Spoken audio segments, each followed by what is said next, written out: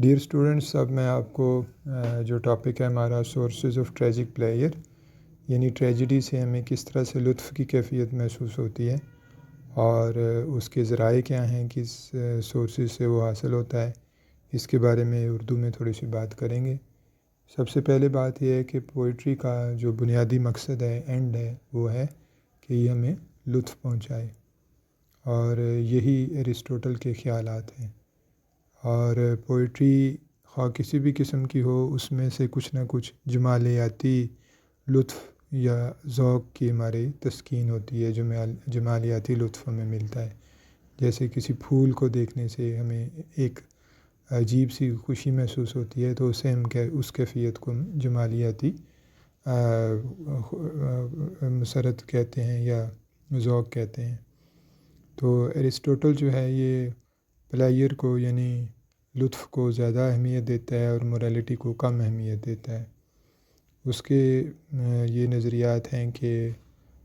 جمالیاتی لطف جو ہے یہ زیادہ اہم ہے، اور جبکہ اخلاقی پہلو جو ہے شاعری کا یہ اتنا اہم نہیں ہے۔ اور اس کے بعد ہمیں یہ پتہ چلتا ہے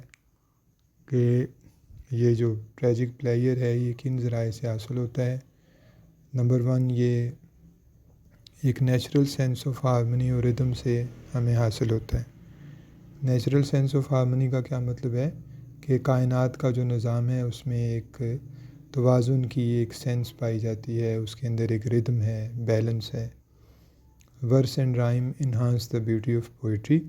تو جس وقت پوئٹری کو ورس کی شکل میں اور رائم کی شکل میں لکھا جاتا ہے تو اس کی خوبصورتی میں اضافہ ہوتا ہے۔ اس کے بعد جمالیاتی ذوق ہمارا یا جو ٹریجک پلیئر ہے، یہ انسٹنکٹ آف امیٹیشن، یعنی ہمارے اندر جو جبلت ہوتی ہے یا جو جذبہ ہوتا ہے امیٹیٹ کرنے کا، چیزوں کی کاپی کرنے کا، اس سے حاصل ہوتا ہے۔ اس سے ہمیں پتہ چلتا ہے کہ ایک اچھا ایکشن جس کو اچھے طریقے سے امیٹیٹ کیا جائے کسی فلم میں، کسی کہانی میں، کسی ڈرامے میں، تو اس سے ہمارے ذوق کی تسکین ہوتی ہے۔ اس کے بعد آگے پوائنٹ نمبر 3 ہے کہ poetry is imitation and imitation of something with which we are not familiar increases our knowledge and enhances our understanding, کہ شاعری ایک امیٹیشن ہے، یعنی اس میں نقل کی جاتی ہے، اور جب کسی نئی چیز کی امیٹیشن کی جاتی ہے جس سے کہ ہم پہلے سے فیملیئر نہیں ہیں، تو اس سے ہماری جو انڈرسٹینڈنگ ہوتی ہے، چیزوں کو، حالات کو سمجھنے کی جو ہماری انڈرسٹینڈنگ کی پاور ہوتی ہے وہ بڑھ جاتی ہے۔ نمبر 4 ہے the peculiar pleasure of tragedies caused by the catharsis of the emotions of pity and fear, کہ ٹریجڈی کے اندر جو خاص ایک پلیئر پایا جاتا ہے، جمالیاتی ذوق جو ہے اس کی تسکین ہوتی ہے، وہ جو رحم کے، پٹی کے اور فیئر یعنی خوف کے جو جذبات ہوتے ہیں ان کے کتھارسس سے یا ان کے اخراج سے ہوتا ہے۔ There is a complete emotional identification of the spectator with the person who suffers۔ یہ پوائنٹ نمبر 5 ہے کہ جو شخص اسٹیج پر یا ہمارے سامنے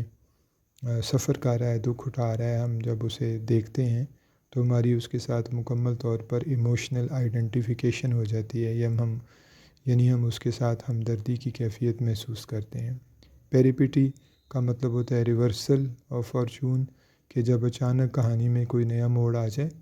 پھر یہ ہوا کہ اس کے بعد نیا موڑ آ گیا، پھر یہ ہوا کہ ساری کہانی بدل گئی اور ساری کہانی پھر بدل جاتی ہے۔ انیگنورسس کا مطلب ہوتا ہے کسی چھپے ہوئے راز کا انکشاف ہونا،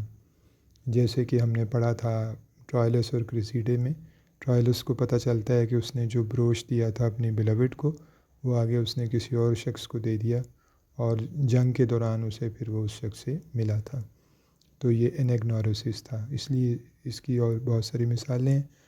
نمبر 6 ہے کہ tragedy gives pleasure because it leads to enhanced understanding of life and its problems.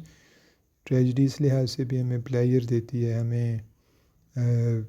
جو ہے ہمیں لطف دیتی ہے، کیونکہ اس سے ہمارے زندگی کے جو مسائل ہیں ان کو سمجھنے میں مدد ملتی ہے۔ اس کے بعد پوائنٹ نمبر 7 ہے کہ unity of plot, diction and spectacle are the other sources of player in a tragedy, کہ ٹریجڈی کے اندر مختلف چیزیں پائی جاتی ہیں جس میں ایک اچھا پلاٹ جو ہوتا ہے اور ڈکشن ہوتی ہے، اور اس کے علاوہ اسپیکٹیکل یعنی جو منظر ہوتا ہے، ڈکشن اس کی جو لینگویج ہوتی ہے، یہ سب چیزیں جو ہیں سورس آف پلیئر بنتی ہیں۔ یونٹی آف پلاٹ سے مراد یہ ہے کہ ایک ایسا ایکشن اس میں ہوتا ہے جو کہ ایک ہی مین واقعے کے ساتھ چلتا ہے، مختلف قسم کے واقعات اس میں شامل نہیں کیے جاتے، تو اس طرح سے پلورلٹی آف ایکشن نہیں ہوتی بلکہ یونٹی آف ایکشن ہوتی ہے۔ With that we come to the end of today's lecture. Thank you very much.